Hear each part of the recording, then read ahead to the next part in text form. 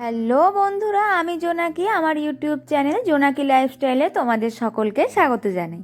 তোমরা সকলে কেমন আছো? আমি এবং আমার পরিবারের সকলেই ভালো আছি। আজকে চলে এসেছি একটা নতুন রান্নার ভিডিও নিয়ে। রান্নার ভিডিও বলতে আজকে হচ্ছে মাংস, মুরগির মাংস। প্রথমেই তোমাদের দেখালাম আলুগুলো প্রথমে নুন আর হলুদ দিয়ে ভেজে নেওয়া হয়েছে, তারপর আবার তেল দেওয়া হলো এবং তারপর তেজপাতা দেওয়া হলো।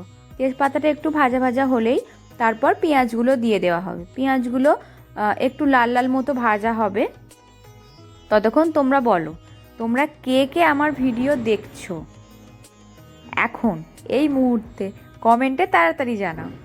এবার একটু একটু ভাজা হয়ে গেছে, সেই জন্য আবার টমেটোগুলো দিয়ে দেওয়া হলো। টমেটোগুলো একটু বড় বড় করেই দেওয়া হয়েছিল।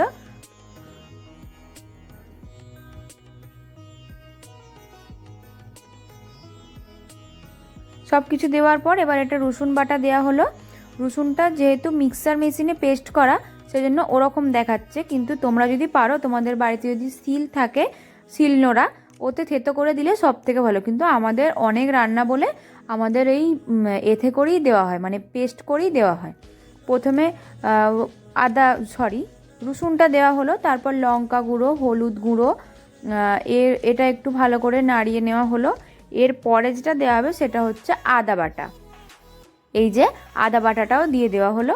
ভালো করে সমস্তটা একটু কষিয়ে নিতে হবে যতক্ষণ না তেল বেরোচ্ছে না। এরপর একটু নুনও দেওয়া হবে।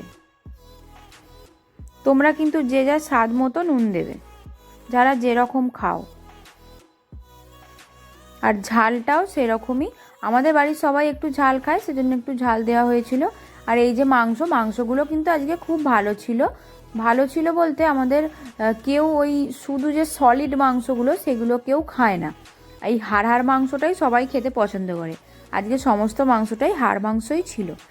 একটু বড় বড় করেই কেটে এনেছিল, তাই একটু সেদ্ধ হতেও দেরি হচ্ছিল। এটা দিয়ে দেওয়া হলো জিরে বাটা। জিরে বাটাটা মা একটু পরেই দিল। এটা কিন্তু আমিই নাড়ছি, আমার শাশুড়ি মা সব পাশ থেকে বলে দিচ্ছে, ওই সব দিয়ে দিচ্ছে মাই। আমি একটু মাকে একটু সাহায্য করে দিচ্ছি। এরপর সেই ভেজে রাখা যে আলুগুলো ছিল সেগুলো দিয়ে দেওয়া হলো।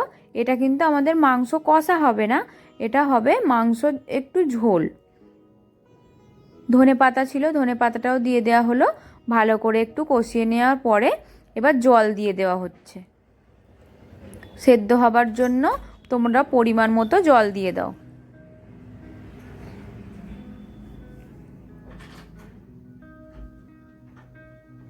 এরপর ঢাকা দিয়ে দেবে, কেননা ওটা ফুটতে হবে, সেদ্ধ হতে হবে।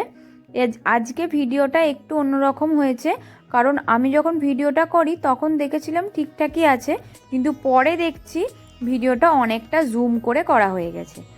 এটাই আমার ফার্স্ট টাইম এরকম হলো, এরপর আর এরকম হবে।